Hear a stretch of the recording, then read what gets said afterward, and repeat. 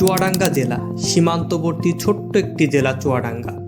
এই জেলাতে অসংখ্য দর্শনীয় স্থান রয়েছে। তার মধ্যেই রয়েছে এই রাইসার বিলটি। বিলটি কুড়ালগাছি গ্রামের এক পাশে অবস্থিত। সীমান্তবর্তী দর্শনা থানার মধ্যেই অবস্থিত রাইসার বিলটি। চুয়াডাঙ্গা জেলা শহর থেকে রাইসার বিলের দূরত্ব মাত্র 25 কিলোমিটার। বর্তমানে খুব সুন্দর ভালো রাস্তা থাকার কারণে খুব সহজেই এখানে আসা যায়। রাইসার বিলটি আমার বাড়ি থেকে কাছে হওয়ার কারণে মাঝে মধ্যে এখানে আসা হয়। এক এক সময় এক এক রকম সৌন্দর্য দেখা যায় এই বিলটিতে।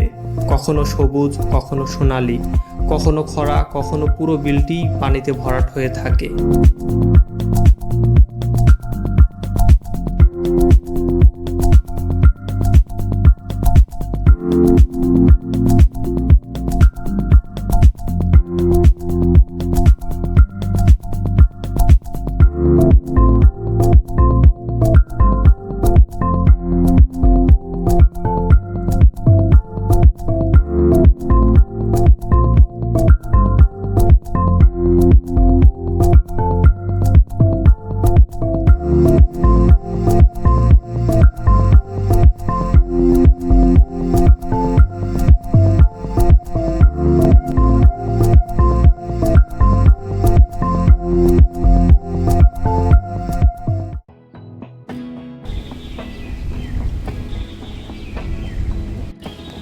হ্যালো, আসসালামু আলাইকুম। সবাই কেমন আছেন? আশা করি সবাই ভালো আছেন।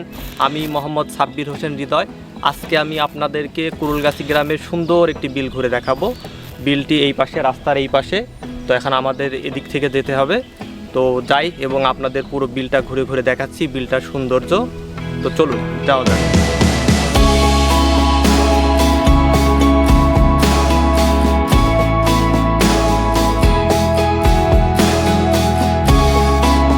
এখন আমি চলে এসেছি কুড়ালগাছি গ্রাম। এই যে গ্রাম এই পাশে রয়েছে, আর গ্রামের রাস্তার অপোজিটেই রয়েছে হচ্ছে রাইসার বিল। এই যে এই পাশে। এখন এই দিক থেকে নেমে এই দিক থেকে ওইদিকে গিয়ে দেখাচ্ছি। এখন নিচে নেমে চলে এসেছি। এখন যেই জায়গাটাতে আমি আসি, এটা হচ্ছে বর্ষা মৌসুমে আপনার এই জায়গায় প্রচুর পানি থাকে। এখন হয়তো আমি দাঁড়াই আছি, ওই সময় এখানে দাঁড়ানোও যাবে না। এখানে এমন পানি থাকবে মাথার উপরে হয়তো চলে যাবে। আর এখন হচ্ছে মার্চ মাসের দিক, এখন হচ্ছে পানি কম। কিছুদিন পর বর্ষার মৌসুম আসবে, ওই সময়টাতে পুরো এই জায়গাটা পরিপূর্ণ হয়ে যাবে। আর এখন হয়তো বুঝতে পারছেন না, এখানে দুইটা হয়ে গেছে বিল। ওই পাশে একটা আর এই পাশে একটা, দুইটা বিল হয়ে গেছে। বর্ষা হইলে এই দুইটা বিল একসাথে হয়ে পুরো একটা বড় রাইসার বিল হয়ে যায়। অবশ্য গুগল ম্যাপে দেখলে এখনও দেখা যায় পুরো একটা বিল হয়ে আছে। এই জায়গাটাতে পানি দেখায়। আর আমরা এখন এই জায়গাতে দাঁড়াই আছি, একদম পুরো একেবারে এই জায়গাটুকু শুকনা। এখানে ধান লাগাইছে। বর্ষার মৌসুমে এই জায়গায় ধান লাগাইতে পারবে না। আর এই বিলটার সৌন্দর্য এক এক সময় এক এক রকম হয়। এই যে এখন যা দেখছেন ধান, এই ধানের কারণে একেবারে চারদিকটা সবুজ হয়ে গেছে। আবার কিছুদিন পর দেখা যাবে এই ধানগুলা যখন পাকবে তখন সোনালি রঙের হয়ে যাবে। আবার হচ্ছে আপনার যখন এই বিলটা পরিপূর্ণ হয়ে যাবে বা বর্ষা মৌসুম যখন আসবে তখন দেখা যাবে পদ্ম ফুল ফুটবে। আবার যখন বর্ষা মৌসুম হবে তখন দেখা যাবে পুরো বিলটা পরিপূর্ণ হয়ে আছে, সেটারও একটা সৌন্দর্য। তাছাড়া বিলটা দেখতে খুবই ভালো লাগে। প্রায় সময় এই বিলটাতে আসা হয়, বাড়ি থেকে খুব কাছে হয়, এই জন্য এই বিলটা এসে ঘুরে যায় মাঝে মাঝেই। আর এখান থেকে একেবারে ওই পাশেও চলে যাওয়া যাবে। কিছুদিন পর হয়তো এই ধানগুলা কাটা হয়ে গেলে তারপর আবার পানি চলে আসবে। এর পরবর্তীতে আর কোনো আবাদ করতে পারবে না কিছুদিন, তখন এটা পরিপূর্ণ থাকবে।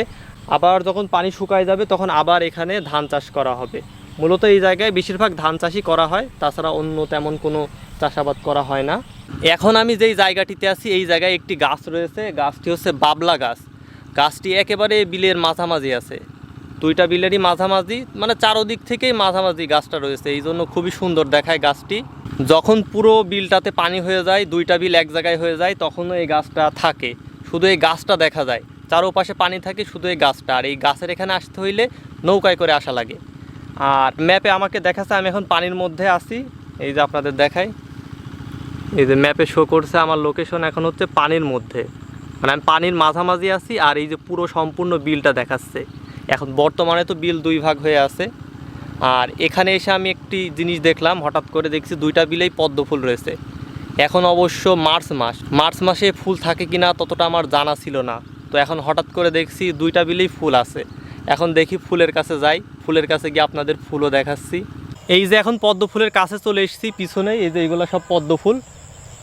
অবশ্য এখন আর বেশি ফোটেনি, সন্ধ্যা হয়ে গেছে তো, আর আলোতেও তেমন একটা বোঝা যাচ্ছে না। তবে মোটামুটি ভালোই ফুল আছে, এই দিকটাতে বেশি আছে ফুল পুরো এরিয়াতেই। আমি আপনাদের আরও একটু কাছ থেকে দেখাচ্ছি। এই যে এখন বিলে ফুলের কাছে চলে এসেছি, এক চাচার নৌকা পাইলাম, চাচার সাথে করে নিয়ে আসলাম। এই যে এই পাশে এইগুলা ফুল, চারপাশে ফুল, হয়তোবা এখন আলো কম আছে দেখা যাচ্ছে না, তারপরেও মোটামুটি ভালোই ফুল আছে। এই ছিল মূলত রাইসার বিলের ভিডিও। আবার পরবর্তীতে অন্য কোনো ভিডিওতে আপনাদের সাথে দেখা হচ্ছে। ধন্যবাদ সবাইকে।